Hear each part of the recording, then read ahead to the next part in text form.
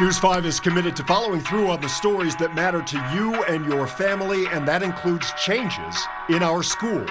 We need to be aware of the potential dangers of smartphones. Half of all states now have laws banning or regulating cell phones in schools.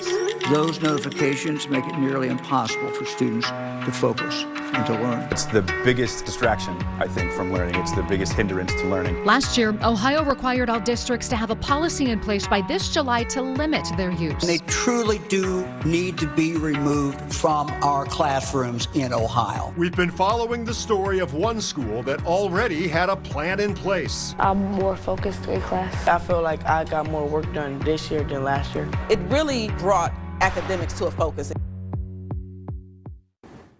And now state lawmakers are poised to outright ban cell phone use during the school day in Ohio. So I am back on this story with the impact here at home, as one of the biggest districts in the state has already pulled the plug.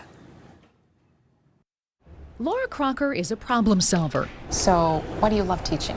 I would say, well, just students. I love my students. I teach math. I love math. She's taught math at Garrett Morgan School of Engineering and Innovation in Cleveland for 29 years. I just love helping my students understand math and have success in math. But a more recent problem has proved more difficult to solve, she says, until this year. I'm not having to battle with the students, put your phone away. It's just one less thing I have to deal with. Ohio's third largest public school system, Cleveland Metropolitan School District, serving more than 36,000 students, went cell phone free this school year. Oh, it's a game changer. Good morning, honey. How are you? In 2024, I visited a different Cleveland school as they tested the new policy. It really brought academics to a focus. It brought that school is about school. Now, a year later, after it's gone district-wide, I'm hearing similar reviews at Garrett Morgan. Okay, so what are we saying? Are we saying thumbs up or thumbs down when it comes to no phones in school? Thumbs up.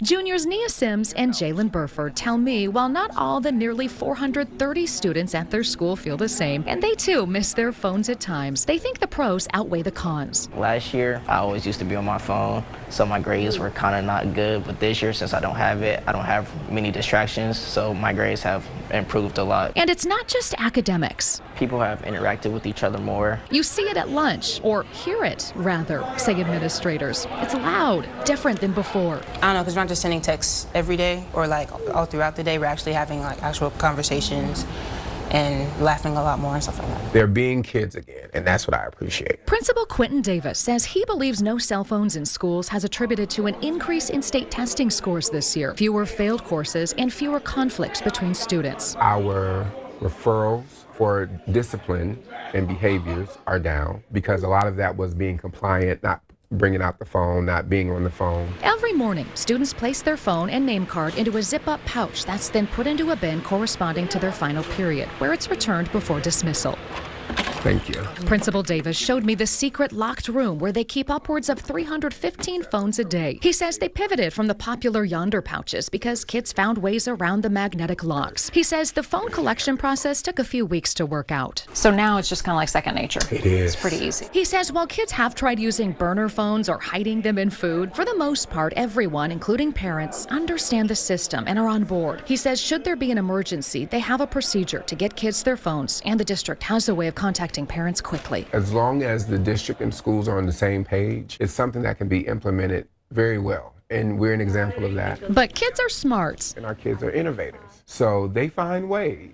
Students have their school-issued tablets for learning, which they can also listen to music on. But some are now finding ways to download social apps, which is not allowed. We just have to stay a step ahead of this. They're engineering students. They're engineering students. So, when they find a way, I got to find two other ways, While this generation is always connected, Nia says going phone-free at school has taught her something. I feel like I've learned like the beauty of not having it because I feel like I'm reading more, doing other things, like finding more ways to pass the time instead of just being on my phone all day. And for Mrs. Crocker, classrooms minus cell phone distractions equals success. I feel the students, we're going back to the older days where the learning is just really improving.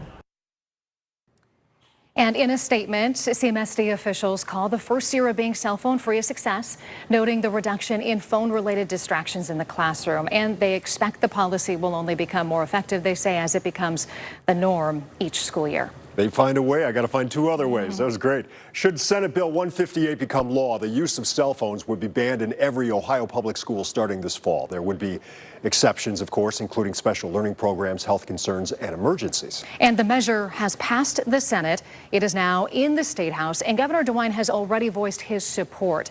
And it builds upon the current law requiring all districts to adopt a policy limiting cell phone use during school hours. Proponents of Senate Bill 158 say it'll reduce distractions and improve mental health. Not everybody supports it, though. Opponent testimony that I read includes a superintendent warning against one-size-fits-all provisions and two Northeast Ohio moms, one urging the issue to be left up to local school boards, another urging lawmakers to instead focus on school safety and preventing gun violence. So we'll stay on it for you. Been following it for over a year.